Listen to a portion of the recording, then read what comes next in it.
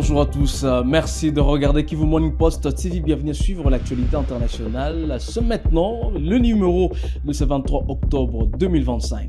Les représentants de la République démocratique du Congo et du Rwanda, accompagnés des délégués des États-Unis, du Qatar et de la Commission de l'Union africaine, ont participé le 21 et le 22 octobre 2025 à Washington à la troisième réunion du mécanisme conjoint de coordination de la sécurité. Cette session visait à faire progresser la mise en œuvre de l'accord de paix de Washington signé le 27 juin 2025 selon la Maison-Blanche.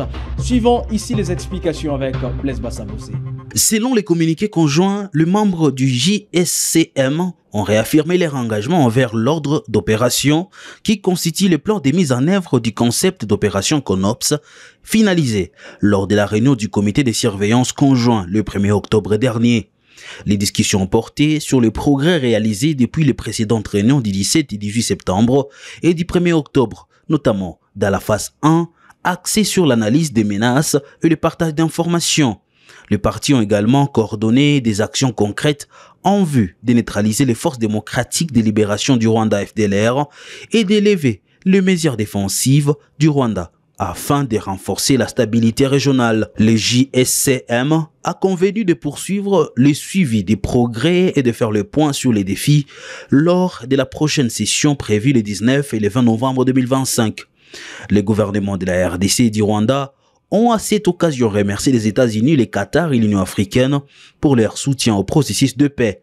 Tous les participants ont réaffirmé leur détermination à œuvrer pour une paix durable et une stabilité renforcée dans l'est de la RDC et dans la région des Grands Lacs. Un nouveau rapport publié par l'Auckland Institute affirme que l'accord de paix signé en juin dernier entre la RDC et le Rwanda sous l'égide des États-Unis ne vise pas à instaurer une paix durable, mais à perpétuer le pillage des ressources congolaises au profit d'intérêts étrangers.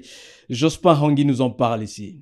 Intitulé Floué, la ruée vers les minéraux critiques en RDC, le document dont la publication intervient alors que se tient à Washington la troisième réunion du mécanisme conjoint de coordination de la sécurité, accuse les États-Unis d'avoir blanchi les minéraux congolais à travers le Rwanda. Indiscutablement, l'implication des États-Unis dans les affaires congolaises a toujours été liée à l'objectif de garantir l'accès aux minéraux critiques, déclare Frédéric Mousseau, co-auteur du rapport et directeur politique à l'Auckland Institute. Il s'agit d'un accord gagnant-perdant qui favorise les intérêts miniers américains et offre une prime au Rwanda pour des décennies de pillage des ressources congolaises. Fin des citations. Selon l'étude, les exportations des tantales extraits du coltan du Rwanda vers les États-Unis ont été multipliées par 15 entre 2013 et 2018, malgré la production limitée du pays. L'Institut y voit une conséquence directe de la complaisance américaine face aux agissements du 1-23 soutenus par Kigali. Pour Andy Courier, analyste politique à l'Institut et co-auteur du rapport, les Congolais vont continuer de subir les coûts sociaux et environnementaux de l'extraction minière, tandis que le Rwanda récoltera les bénéfices de la transformation et de l'exportation des ressources de son voisin. Le rapport pointe également la présence au cœur de la mise en œuvre de l'accord de James Kabarebe, ministre rwandais de l'intégration régionale, sanctionné début 2025 par le Trésor américain pour son rôle présumé dans le soutien au M23 et l'exportation illégale de minéraux. L'Auckland Institute estime que l'intégration régionale négociée par Washington vise à structurer deux corridors d'exportation, l'un via le Rwanda pour les minéraux des zones de conflit de l'Est et l'autre via le corridor de Lobito en Angola pour le cuivre et le cobalt du Sud, soutenu par un prêt américain de 553 millions de dollars américains.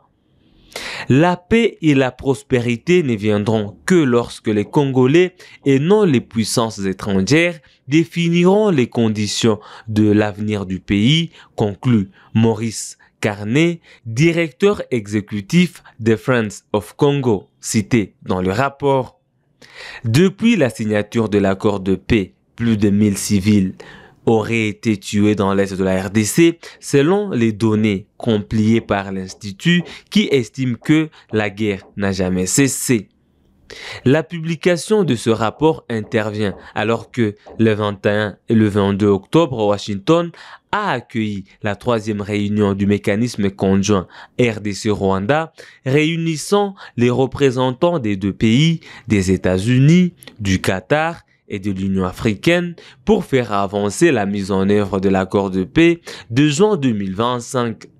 Objectif, neutraliser les FDLR et lever les mesures défensives du Rwanda. La prochaine session du mécanisme est prévue le 19 et 20 novembre 2025. Le ministre d'État du Développement rural de la RDC, lors d'échanges avec le directeur général de l'Agence de pilotage, de coordination et de suivi des conventions de collaboration signées entre la RDC et ce partenaire privé, M. Freddy Chimbo a discuté des actions prioritaires à mener pour impulser le développement à la base avec l'accompagnement de cette agence. Regardez. Nous avons échangé avec son Excellence Monsieur le ministre d'État autour des orientations qui ont été données par la haute autorité, autour du souci du chef de l'État de voir le développement commencer à la base. Ce sont les propos du directeur général de l'Agence de pilotage, coordination et suivi de la convention de collaboration signée entre la RDC et ses partenaires privés. Il a dit au sortir de l'audience avec le ministre d'État du Développement rural, ingénieur Grégoire Mchaïl Moutombe. Lors de leurs échanges, ils ont exploré les possibilités de cheminer vers les grands partenariats pour la construction des routes de dessertes agricoles, de l'électrification des milieux ruraux et autres. Nous avons examiné les questions des routes rurales, des routes de dessertes agricoles pour faciliter les échanges de produits agricoles, les échanges commerciaux. Nous avons examiné la possibilité de cheminer vers des grands partenariats qui peuvent produire dans les milieux ruraux de l'électricité, de l'eau, des silos, faciliter l'agriculture. Donc c'est vraiment une panoplie d'initiatives que nous prenons l'engagement non seulement d'inscrire dans le cadre du programme sino-congolais pour un premier coup de pouce, mais surtout de chercher des partenariats qui feront sens pour que le milieu rural de notre pays, où se trouve, comme je le disais, la plus grande concentration des citoyens, puisse sentir à la base l'engagement du chef de l'État. Le ministre d'État du Développement rural a apprécié l'approche de l'agence de pilotage que dirige le directeur général Freddy Chimbo. En tant qu'agence de pilotage, nous sommes à la coordination du programme sino-congolais et nous sommes aussi à la recherche et dans la gestion des partenariats publics-privés portant au-delà du milliard. $1 milliard ou son équivalent en francs congolais. Le patron du développement rural, ingénieur Grégoire Mchaïl Moutombe, ne ménage aucun effort pour booster le développement à la base dans la vision du chef de l'État, Félix-Antoine Tshisekedi Tshilombo.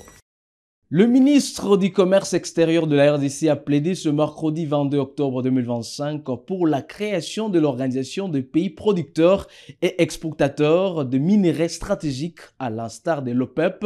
Selon Julien Paluku, l'objectif est de défendre les intérêts des pays membres, stabiliser le marché mondial de minerais stratégiques et garantir bien évidemment des revenus satisfaisants. Reportage. Au cours du Forum mondial sur les matières premières organisé ce mercredi 22 octobre 2025 à Genève en Suisse, à marge de la 16e session de la Conférence des Nations Unies sur le commerce et le développement CNUSED, le ministre du Commerce extérieur de la République démocratique du Congo, qui dispose des gisements importants des minerais stratégiques, a plaidé pour la création de l'Organisation des pays producteurs et exportateurs des minerais stratégiques, à l'instar de l'Organisation des pays exportateurs de pétrole OPEP. Objectif: défendre les intérêts des pays membres, stabiliser le marché des minerais stratégiques, assurer les revenus stables et garantir un approvisionnement régulier, a fait entendre le ministre Julien Paluku Kahungia. Cette organisation aura la mission de réguler les niveaux de production pour influencer les prix, et ce au profit de la population des pays producteurs et exportateurs des minerais stratégiques, et d'assurer un approvisionnement régulier pour les consommateurs et obtenir un retour sur l'investissement équitable pour les investisseurs dans l'industrie sur les minerais stratégique, a ajouté le ministre du Commerce extérieur devant les dirigeants mondiaux, les ministres du Commerce de la planète, les lauréats du prix Nobel et les experts.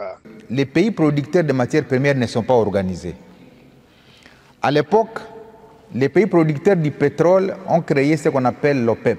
Et donc moi je pense que la CNUSED, qui accompagne les pays producteurs de matières premières, pourrait piloter par exemple la création d'une telle organisation des pays producteurs et exportateurs de minerais stratégiques. À ce moment-là, lorsqu'on aura cette grande organisation, particulièrement au niveau de l'Afrique, ça va nous permettre d'être des interlocuteurs valables face à tous les off-takers qui viennent chercher des produits sur les marchés africains. À ce moment-là, nous allons devoir parler d'égal à égal, nous allons voir les intérêts des uns et des autres, et même les chaînes de valeur que nous allons créer vont avoir leur sens. De son côté, le secrétaire général de l'ONU, Antonio Guterres, a insisté sur la promotion du commerce multilatéral avec l'accompagnement de la CNUSED en faveur des pays moins avancés et sur la réforme de l'OMC. En sport, le Léopard Dame de la RDC et le Banyana Banyana d'Afrique du Sud ont fait match nul, un but partout mercredi 22 octobre au stade de Martyrs de Kinshasa.